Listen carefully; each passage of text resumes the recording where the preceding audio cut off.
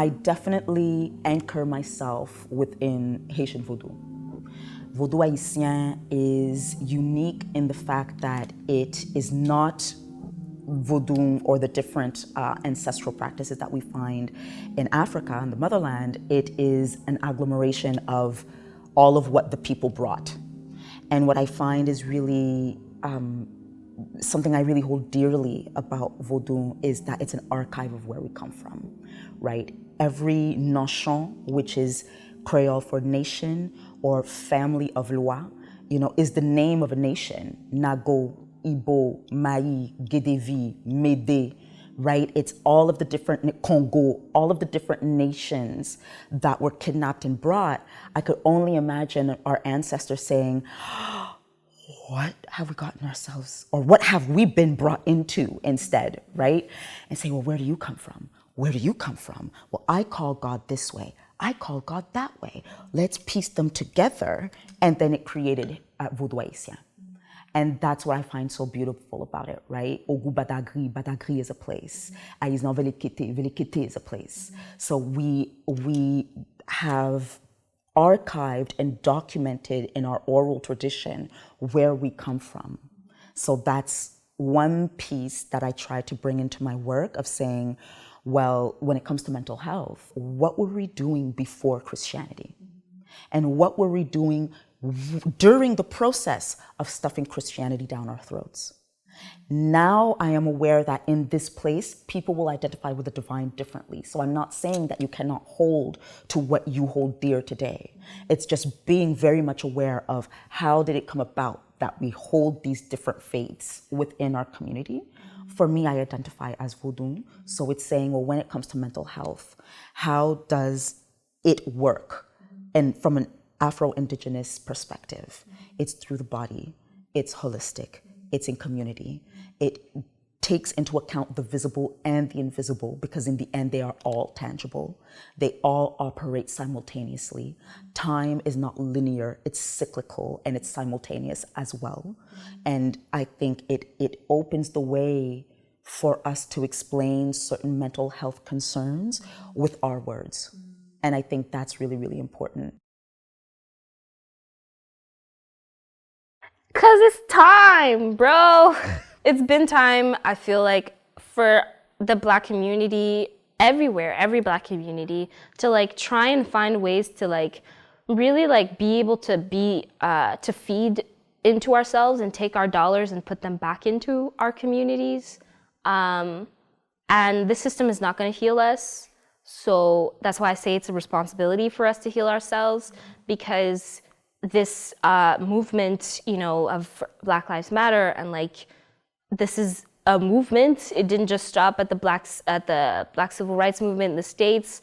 It didn't just stop at the Black Panthers. It's continuing, and in order for it to continue, it must be sustainable. And in order for it to be sustainable, we must be whole beings. And if we are not healed beings, then we are not whole beings. We need to take care of ourselves in order for this movement to be sustainable, and they're not going to do that for us. So we need to do it for ourselves, you know what I'm saying? Because I'm tired. And yeah, it's time. And I just want us to take space and just move out the way, because we've been needing these spaces for eons, and it's time for us to take them. And I feel like Black Healing Center is one brick in the giant monument that we need to build in taking up space for ourselves in society.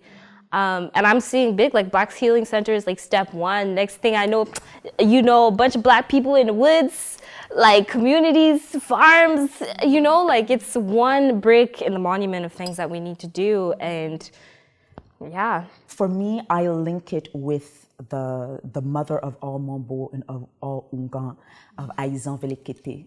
Velekete is a marketplace. It is a space of no return for some Africans that were kidnapped. Aizan, Ai is earth, is the land, and it is symbolized, her veve as above, so below, and the space that we work in between. And I feel like the Black Healing Center would offer that, right? That marketplace where everything intersects and everybody crosses paths, and maybe enter a space of no return where you're reclaiming history and you say, I cannot go back to that. The same way that our ancestors said, I don't think I'm coming back to here. And saying, well, we just did. Right? And having, for example, I believe you have a cafe that you want to have there, a space of informal exchange, spaces of formal exchange where people could come in and work therapeutically as well. So I feel like that it recreates that initiation spaces, transitional spaces, kind of like that marketplace of going in and intersecting and exchanging and sharing. For me, that's what I see in the healing center, the Black Healing Center, and I think it would be really important to have that. I hope that we get to see the basket, that we see the basket clearly, referring back to the metaphor of the crabs in the basket, that it's kind of like a laboratory, that space where we get to say, so you live that? Okay, so I live that. Okay, so you live that. This worked for me. Can it work for you? Maybe I'll try it. It didn't work for me. Okay, let's tweak it. Yeah, that was great. I'll tell my friend. Hey, friend, come. We're studying the basket, right? And oh, this is where we can climb. This is where we could anchor ourselves and climb out of it and aim for the sea, because that's the whole point, right? That's the problem of the crabs in the bucket or in the basket. A lot of times we're pointing fingers at the crab. They're not home. It's not their natural habitat. It's not natural to live in a space where, and in a time where you are constantly berated against your own humanity and against who you are, right? And that's where I find that mental health cannot rely on coping. I don't want to cope with a broken basket. And no, inclusion's nice, but it's not enough. It's not enough to take the basket and put it in salt water. I want to be out of the basket. I want to be on the reef. The coral reef is my home. That's where I want to go back to. And now it's renegotiating the spaces that they're not the same anymore, right?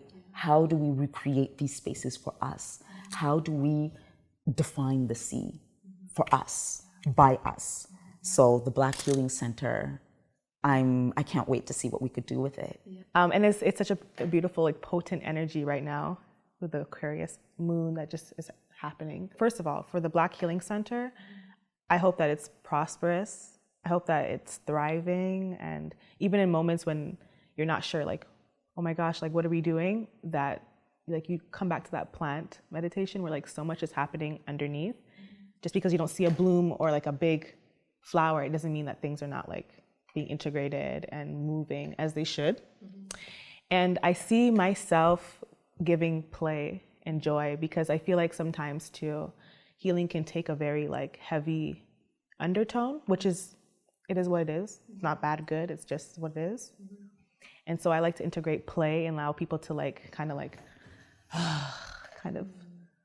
just be in play mode so that they're more open to doing the different kinds of, like, work that they wouldn't see as work because it's play. For the space, I would love for it to be a space where people feel like they don't, like money is not a prerequisite to enter the space. Your Blackness is everything you need to enter the space and feel safer.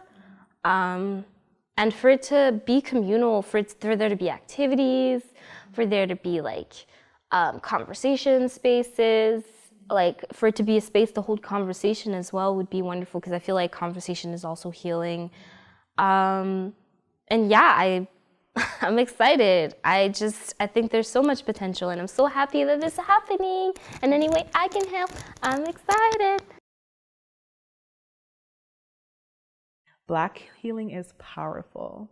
Black healing is audacity. In the world that we live in, Black healing is audacity. And I just hope that we continue just being as audacious as we can. Black healing is essential. You know, I think our foreparents all had dreams and aspirations. So if we want to fulfill that, and if we want to stand in our power, I think healing is essential. Now, we don't completely heal. I don't believe we're ever completely healed. But just be on the path of healing. Because on that path, there's a lot of different doors that open up, a lot of different opportunities. So if you're on that path, man, you know, you recognize other people on the path too.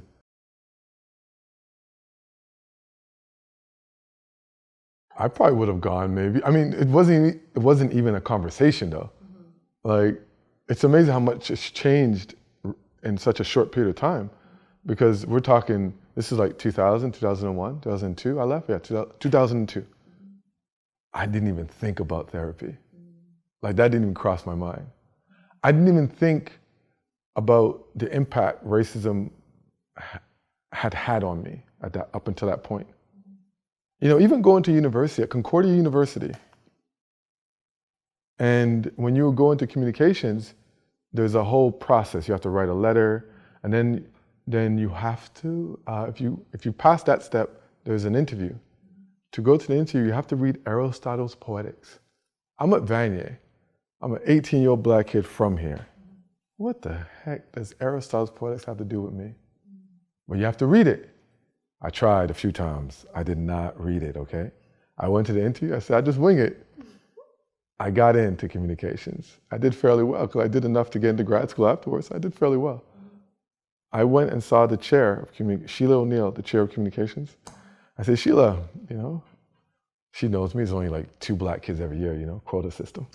And so I said, hey, I have something I want to say, you know. Why do you guys have Aristotle's Poetics as like a bar standard to get in? Well, you know, all this, you know how they give you that European crap, right, in universities? I said, well, to be honest, I just think it's racist, man. Like, it has nothing to do, like, give me something I can relate to. You know, why is whiteness the standard? Especially you do in Greece. The Greeks stole everything from Northern Africa, took, you know, however you want to put it. So why don't we go to the source? Or have multiple? But to make Europe the only standard, you know, she sat there and listened. I really felt like and you know what, 2 years later, was no longer on there anymore. I like to think I had something to do with that. But all that to say, even these universities, the impact of whiteness in these universities, man, like it's you know, like my first project in communications, I made everyone uncomfortable. It was nigger. It was a sound piece. I was in sound engineering. I wanted to do a radio play on. I was like, that's what you think of me. And I just wanted to throw it in their face. And the teacher understood everything. He gave me an A+ on that. But my thing was the university itself, like what it, like, yeah. Created, you know, it was not made with us in mind. No. We were never supposed to go to university. And you can tell. You said it right. When you sit there, you're just like, now where am I in all of this? Like, where do I fit into your, like. Oh, they came and saved us. Oh yeah, the dark continent. Like, I mean, so yeah, I would have, if someone had told me, Fimo, you should talk to someone. I think a lot of us, my generation, would have seen somebody. That wasn't available. That was not available. And so many of my peers, they went to Toronto, traumatized. Not like, you can't tell looking at them, but trust me. Still functional. Yeah, functional, yeah. But we're human beings, we're supposed to thrive, you know. And so it was, so hearing you say that, I'm like, yeah, I would have gone and talked to someone, like to talk about these emotions. Because when I went to China that first year, I spent the first 3 months just crying. Like, I just cried every day. I don't think a day went by where I didn't cry. And I didn't know why I was crying. So it would have been nice to have someone explain to me what was going on. You know, like now I'm out the environment. I didn't understand anything. I didn't know anything about my own. Maybe that's why meditation was so powerful to me, because I didn't know anything about my own levels of consciousness, my own inner state, my own inner world. I could tell you all the countries in the world. I could tell you history. I could tell you all this stuff about out there. I couldn't tell you anything about my inner world. And that is a crime.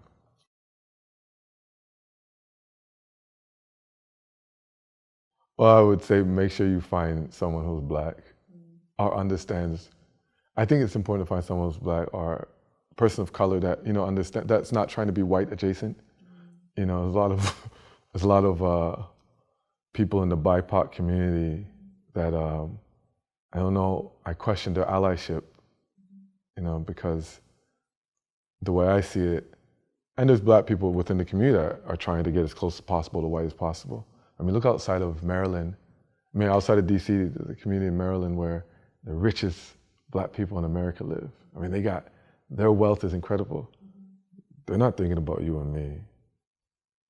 You know, they're just trying to climb that ladder, and they're not trying to send the elevator back down. You know, that's not where, you know, and to me, that's so different from what black culture, from the way I've always experienced black culture. It's about the we, you know, we go together. You know, yeah, we'll have some Oprahs and we'll have some, that's cool. But you know what? Maybe if we lived in a more equitable society, we wouldn't need a LeBron James or Oprah and whoever else they're gonna, you know, they put them out there, see, they did it. Why can't you? You know, and Booker T. Washington was a big, you know, Booker T is good and bad, right? I mean, there's two sides. But Booker T was big on that because he was like, pull yourself up by your own bootstraps. It's actually physically impossible to do that. Like, we all need some help. And all these white people that we idolize, oh, they had some assistance. What's funny is typically in the Haitian culture, in the Haitian community, Vodou is we have an ambiguous relationship with it, to say the least, right?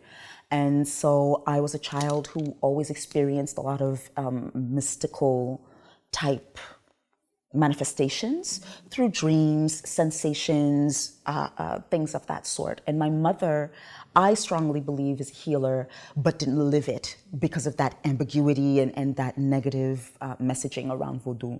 But she's the one who accompanied me to make sense of what was happening to me. And we always had some kind of forest or some kind of wooded area behind our home. So I was always walking around and experiencing things. And I was never pointed out by my mother and my grandmother as, what you're doing is demonic. Oh, you better stop doing that. Oh, we need to get you to church, right? We went to Catholic church, but it was to connect with the divine. My mother never stressed us about that. So I did not know that what I was living was loi, which are elevated ancestors in Vodou. I did not know that. So I had an altar and I had no idea what I was doing. And so because they never judged me, I just lived it. At one point, I figured I have to stop doing these childish things. For me, they became childish, so I put it aside.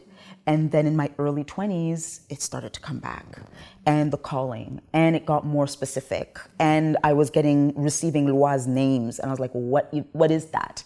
And having to do that research and asking my family and receiving a wall, receiving some small information, and then having to glean information around me.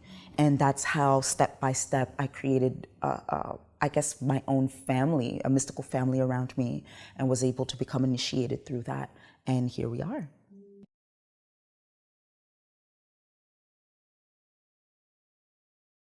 I would say start with history. Why is it demonic? Who decided it was demonic? Why would they have decided that it needs to be demonic? Right? And once again, it doesn't mean you need to relate with the divine the way that I do. It's simply giving it a perspective and setting it in the geopolitical and historical stakes that were at hand that made it that this was necessary, right? I mean, it's realizing that, for example, the word Yoruba is not even Afro-Indigenous, right? It's an insult that missionaries took from another language and then applied it to a whole people.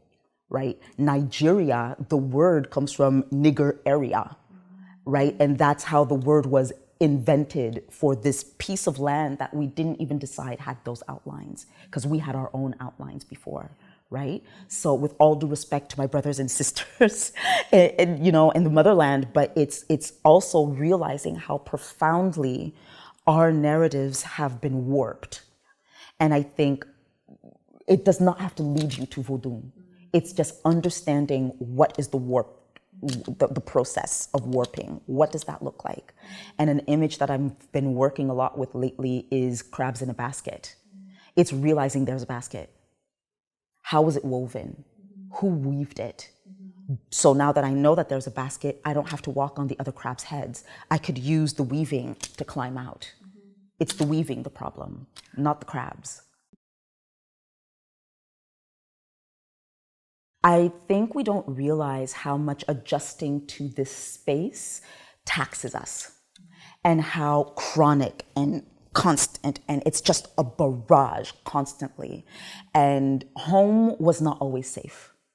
And my parents, now that I'm grown enough to kind of look back and take a different perspective, they did the best that they could, even though I don't condone some of the actions that took place at home. But I could definitely realize that they were living their own culture shocks. They were living their own racism. And from not necessarily having the tools to process these, they bled into the home. So that's one way that I feel like my parents' experience came and impacted us at home. But then we had our own, myself in school, I experienced a lot of racism. I am the victim of a hate rape. So all of those things were extremely real and you know, full frontal lived, right? And what that brought about for me was sometimes in our community as Haitians, when we speak about Haiti, it's like, oh, we'll never do. We never can. We should have, we couldn't have, and all of that. And for me, it was like going up to my parents and say, what do I answer to white people? Because you sound like them, right? And say, well, I don't like it when you talk about Haiti like this, because that's how they talk about Haiti. And I don't know how to answer them. And now I'm hearing you speak, and I'm like, well, are they right? So that was the first, I guess, little piece of activism that started at home, where I was like, Mom, Dad, why are we talking about ourselves this way? And why does it sound so much like what the kids and their parents are telling me? And so that's where I think that critical consciousness started to come up of like, well, why do we all think the same way about this piece of land and of the kidnapped Africans that were brought there, right? So I would say that that's how racism and microaggressions and that hypervigilance and always watching, and did they really mean that? And now as a mother in the park with my daughter, why are they looking at her that way? What do they want? Right? That edge, and having to soften it so I could live, but also keep it at the forefront of my mind so I could support her in responding to them. So that's how I feel all of that kind of molds who I am. Well, myself as an artist and rooted in, you know, my Afro-indigeneity, my partner as well, very much anchored in that. So we're raising her in the culture, right? All of her dolls are Black, right? So they're brown. She's very much aware that she's brown.